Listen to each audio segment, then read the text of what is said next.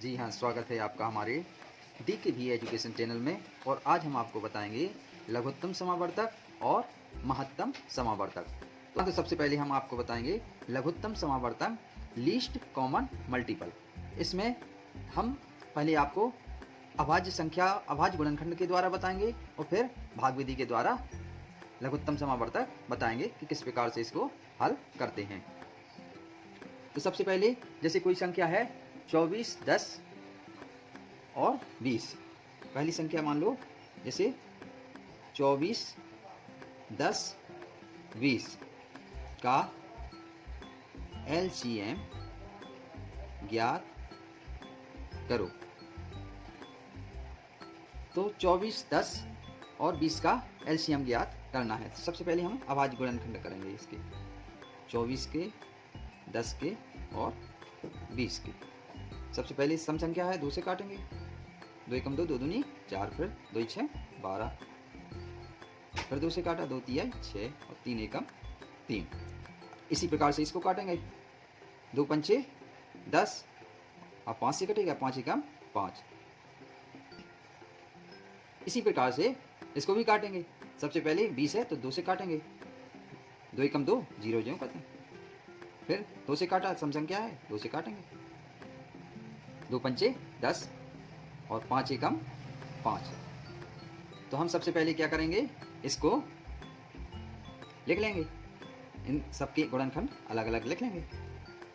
24 के, 10 के और 20 के। 24 में क्या आया था 2 गुणे 2 गुणे 2 गुणे 3। इसमें क्या आया था 2 गुणे 5। इसमें क्या आया है 2 गुणे 2 गुणे 5। अब ये देखेंगे कि जो संख्या तीनों में मिले उसको हम एक बार लिखेंगे, और जो यदि ना मिले तो उसको फिर तीनों में मिले या 2 में मिले तो उसको हम एक बार लिख लेंगे। तो जैसे 2 2 2 एक बार मिलता है तो इसमें लिखेंगे LCM बराबर 2 लिख लिया। इसके बाद और 2, इसमें 2 मिलता है, इसमें 2, इसमें टिक लगाएंगे 2। फिर ये 2 नहीं मिलता है और 3 नहीं मिलता है तो 2 गुणे 3 5 इसमें मिलता है, इसमें मिलता है गुणे 5।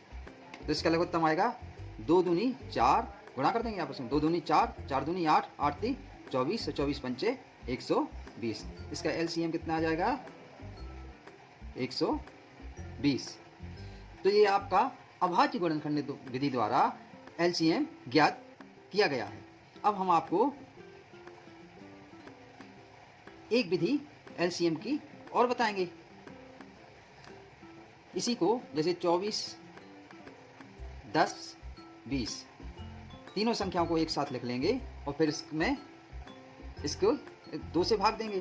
फिर 2 से नहीं जाएगा 3 से देंगे, 3 से नहीं जाएगा 5 से देंगे। इस प्रकार से इसमें भाग विधि के द्वारा हम LCM को ज्ञात करेंगे। तो सबसे पहले 2 से भाग दिया, 12 दूनी 24, 2 पंचे 10 और 2 एकम 2, 0 ज्यों कर दो, 2 धाम 20। फिर हम 2 से फिर देंगे, 2 छंग 12, 5 ज्यों कर दो, 2 पंचे 10। फिर 2 से देंगे, 2 तिहाई 6, 5 में भाग नहीं जाता ज्यों कहते हैं, 5 में नहीं जाता ज्यों कहते हैं। फिर अब 2 से नहीं जाएगा तो 3 से देंगे, 3 एकम 3, 5 ज्यों कहते हैं, 5 ज्यों कहते हैं। अब 5 से देंगे, 1, 5 एकम 5 और 5 एकम 5। तो इस प्रकार से इसके गुणनखंड आ गए 24, 10, 20 का LCM बराबर 2 गुणे 2 गुणे 2 गुणे 3 गुणे 5 बराबर 2 दूनी 4, 4 दूनी 8, 8 ती 24, 24 पंचे 120। इस प्रकार से इनका आपस में गुणा कर लेंगे और हमारा LCM आ गया 120। तो आई होप कि आपको दोनों विधियों द्वारा LCM ज्ञात करना अच्छी तरह से आ गया होगा। अब हम आपको दिखाते हैं कि महत्तम समावर्तक कैसे लगा। महत्तम समावर्तक अब हम इसको किस प्रकार से करते हैं इसको हम बताते हैं। तो महत्तम समावर्तक को बोलते हैं हाईएस्ट कॉमन फैक्टर। अब हम 2 संख्याएं लेंगे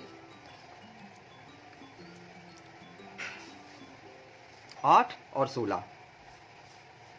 जैसे 8 और 16 का क्वेश्चन है, 8 और 16 का महत्तम समावर्तक ज्ञात करो। तो 8 16 का महत्तम समावर्तक ज्ञात करना है, तो इसको हम HCF भी बोलते हैं। 8 और 16 का HCF ज्ञात करना है। तो सबसे पहले पहली विधि बताएंगे कि इसमें भाग दे के जो संख्या जिस संख्या से पूरी तरह कट जाए वही उसका महत्तम समावर्तक होगा। तो जैसे 8 है, 8 का भाग देंगे 16 में, तो ये 8 दूनी 16 है, तो इसका महत्तम समावर्तक क्या आ जाएगा? 8 आ जाएगा। इसी प्रकार से एक संख्या और लेंगे, मान लो इसका अगले का 10 और 15, इसका महत्तम समावर्तक ज्ञात करना है। का HCF ज्ञात करो। तो सबसे पहले क्या करेंगे, 10 का भाग 15 में देंगे। कितनी बार जाता है? एक बार। 10 से कम 10, 5 बचा। इसमें जो संख्या शेष बचती है उसमें ये भाग देंगे, 10 में भाग देंगे। जिससे भाग दिया, अब जो शेष बची उसमें इसका 5 का भाग देंगे। तो 5 का भाग दिया 10 में, 5 दूनी 10।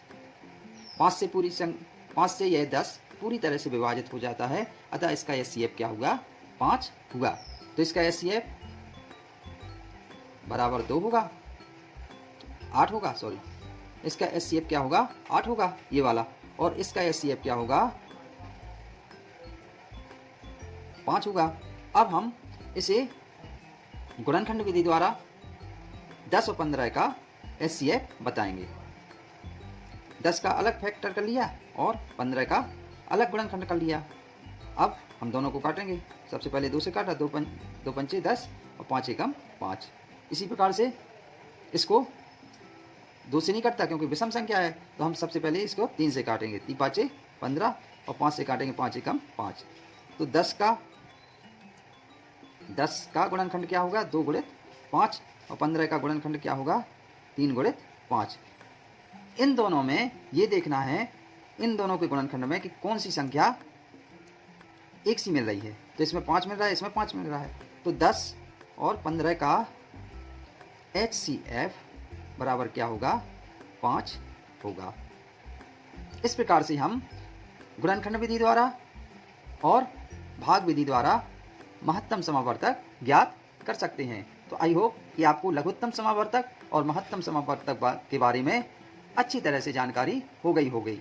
अब हम आपसे एक बात कहना चाहते हैं कि यदि हमारा पढ़ाना आपको अच्छा लगता हो तो हमारे चैनल को सब्सक्राइब करें, लाइक करें और अपने दोस्तों को शेयर करें। और अगले टॉपिक में फिर हम मिलते हैं, तब तक के लिए धन्यवाद। जय हिंद।